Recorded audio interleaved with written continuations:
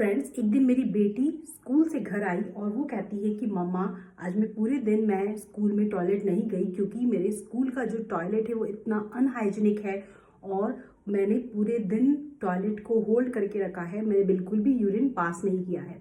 तो फ्रेंड्स, यदि आप इस तरीके की कोई प्रॉब्लम फेस कर रहे हैं और आप प्रिंसिपल को एक ईमेल करना चाहते हैं या प्रिंसिपल को एक लेटर देना चाहते हैं ड्यू टू दिस प्रॉब्लम, तो फ्रेंड्स आज मैं आपको इस वीडियो में इसके ऊपर किस तरीके से ईमेल राइटिंग करते हैं और लेटर राइटिंग करते हैं इंग्लिश में ये सिखाने वाली हूँ। तो फ्रेंड्स, यदि आप इस चैनल पर नए हैं तो please do subscribe my channel and don't forget to hit the bell icon. So friends, without any further ado, let's dive into the session.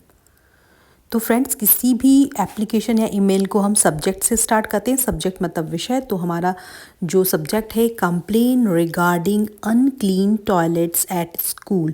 Regarding का मतलब होता है कि बारे में या के संबंध में। तो किस बारे में आपको कंप्लेन करना है? Complain regarding unclean toilets at school. अब उसके बाद भी हम ग्रीट करते हैं, यानी कि डियर प्रिंसिपल का नाम लिखना है या फिर स्कूल एडमिनिस्ट्रेशंस का नाम लिखना है। तो यहाँ पर हम डियर प्रिंसिपल या फिर डियर स्कूल एडमिनिस्ट्रेशंस ऐसा लिखेंगे। फिर हम लिखेंगे कि I hope this message finds you well, यानी कि मैं आशा करता हूँ कि ये मैसेज आपको पढ़कर अच्छा लगेगा कि मैं जो भी जिस रिगार्ड में कहना चाहता हूँ। तो I hope this message finds you well. I am writing to express my concern regarding the current state of cleanliness in the school toilet। यानी कि मैं जो भी लिखने जा रहा हूँ, मैं स्कूल के टॉयलेट में जो भी उसका करंट सिचुएशन है उस स्थिति के बारे में लिखने जा रहा हूँ, स्कूल क्लीननेस के बारे में। तो I am writing to express my concern regarding the current state of cleanness in the school toilet. अब उसके बाद में आप लिखेंगे कि over the past few weeks many students have notice that the rest room are often dirty, lack basic hygiene, supplies such as toilet paper and soap are not cleaned regularly. अब आप यहाँ पे लिखेंगे कि हम पास्ट कुछ few weeks से, कुछ हफ्तों से हम ये महसूस कर रहे हैं कि जो भी जो है टॉयलेट्स, जो रेस्ट रूम को हम टॉयलेट्स को हम रेस्ट रूम भी कहते हैं। तो आप रेस्ट रूम लिखें तो ज़्यादा फॉर्मल लगेगा। That the rest rooms are often dirty, lack basic hygiene and जो भी सप्लाइज़ हैं लाइक टॉयलेट पेपर, सोप हैं, वो भी प्रॉपरली नहीं सप्लाइज हो रहे हैं। And not clean regularly, toilet भी रेगुलरली क्लीन नहीं हो रहे। तो not clean regularly.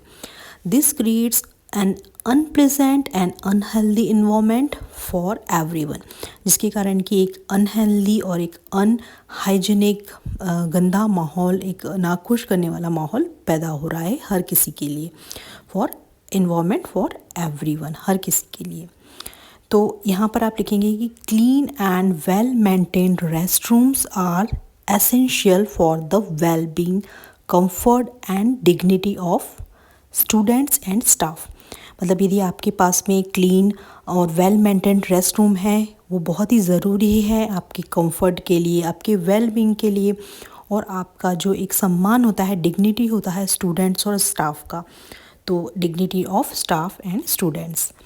The current condition is not only unhygienic but also discourages students from using the facility when needed, which can have negative effect on their health and concentration। मतलब जो भी आप current जो situation है वो इतनी unhygienic है जिससे कि बच्चे जो हो रहे हैं वो डिस्करेज हो रहे हैं, और कोई भी जब उनको ज़रूरत होती है फैसिलिटी को यूज़ करने की, तब वो यूज़ नहीं कर पाते हैं। उससे एक नेगेटिव इम्पैक्ट बन रहा है हेल्थ और बच्चों की कंसंट्रेशन में। तो the current condition is not only unhygienic but also discourages students from using the facility when needed, which can have negative effect on their health and concentration। तो health and concentration, तो इस तरीके का negative impact पड़ रहा है unhygienic toilet की वजह से। अब पेज कंप्लीट हो गया है, तो नेक्स्ट पेज की ओर मूव करते हैं। इसके बाद I kindly request that this issue be addressed as soon as possible by ensuring that. अब यहाँ पर आप कुछ उनको पॉइंट्स दे रहे हैं कि मैं जानता हूँ कि ये जो इशू है, ये जो मामला है, मैं काइंडली आपसे रिक्वेस्ट करता हूँ कि इसको आप जल्दी से जल्दी एज़ पॉसिबल एज़ आप इसको एड्रेस करें, इसको समाधान करें। तो एड्रेस ADDRESSED, एड्रेस मतलब उसका समाधान करना, as possible as by ensuring that मतलब कि और हमें सुनिश्चित करें, हमें इंश्योर करें कि ये सारे पॉइंट्स मतलब जो कि आपका टॉयलेट हमेशा क्लीन होगा एक दिन में मल्टीपल टाइम्स। तो toilets are cleaned multiple times a day, एक दिन में कई बार टॉयलेट्स को क्लीन किया जाए। तो toilets are cleaned multiple times a day. Second आप ये लिखें कि soap, toilet papers and hand drying materials are always available. जो भी सोप यूज़ होता है और टॉयलेट पेपर यूज़ होता है वो हमेशा ऑलवेज अवेलेबल होना चाहिए। तो soap, toilet papers and hand drying materials are always available, AVAIABLE। अब regular inspection are carried out, मतलब हमेशा जो रेगुलर आप चेक करने आए कि टॉयलेट क्लीन है या नहीं। तो regular inspection are carried out to maintain hygiene standard. Hygiene standard को मेंटेन के लिए रेगुलर इंस्पेक्शन भी आप करें।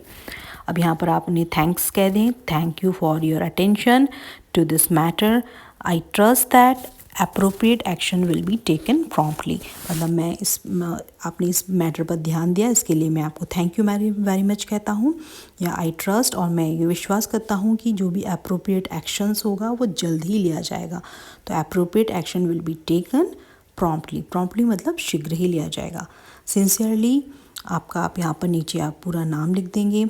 तो प्रॉम्प्टली, इसके बाद सिंसियरली आपका योर फुल नेम, आपका जो भी फेथफुल है आपका नाम पूरा लिखें, और योर ग्रेड, योर क्लास आप यहाँ पे यदि ज़रूरत पड़े तो आप लिख सकते हैं यहाँ पे, और आपका नंबर भी लिख सकते हैं, कॉन्टैक्ट नंबर। तो फ्रेंड्स ये जो है पूरा ईमेल राइटिंग या लेटर राइटिंग है। तो आई होप आपको पसंद आया होगा। I hope you like the video. Please subscribe the channel and don't forget to hit the bell icon. Thanks for watching my videos.